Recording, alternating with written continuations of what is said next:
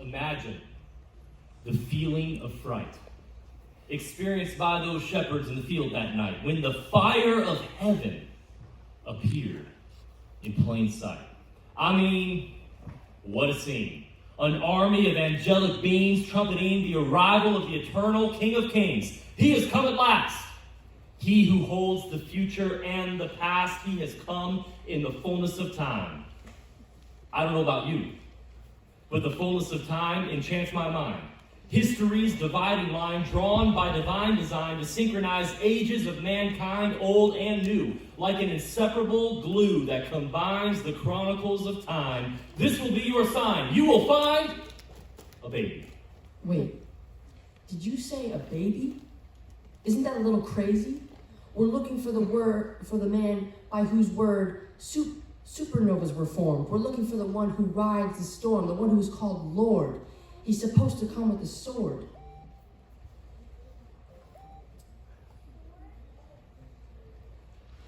He split the sea, and he sent the plagues. He promised to crush the serpent's head, so where is his chariot of fire?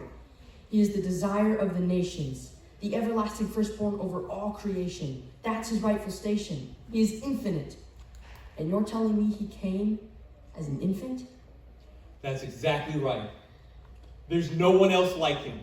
No rival, no equal. He's the first and the last. No prequel, no sequel. And he came as an infant child, meek and mild.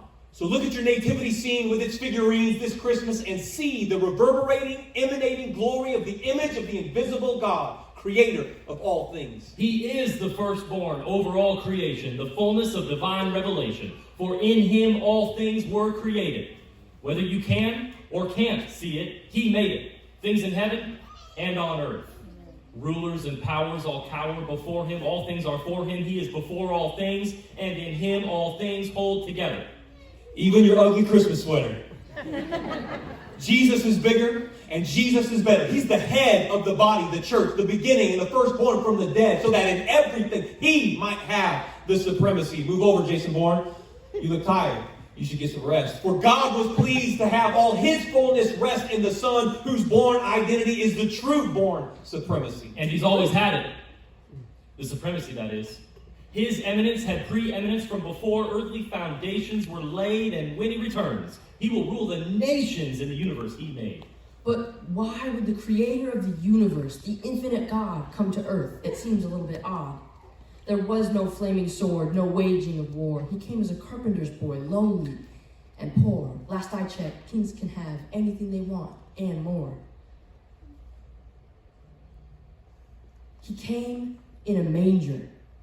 I don't know if I can imagine it any stranger.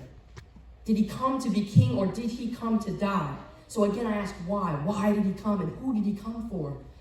Did he come to love his enemy or did he come to settle the score? We were the ones at war. Our rebellion made us enemies of this Lord. He did come to settle the score. The debt of our sin, our mutiny against him. He himself paid the cost by making peace through his blood shed on the cross. The exclusive king came to die, to save what was lost. Through Jesus Christ, God is reconciling to himself all things, whether things on earth or things above. There is reason for hope found in his love. You're not stuck in your sin, in fear, bitterness, or anger. Christ can come in. You're supposed to be the manger. Christ in you, the hope of glory. That's the greatest story. The mystery box has been opened. He's the one we can hope in. I think I'm starting to unwrap it.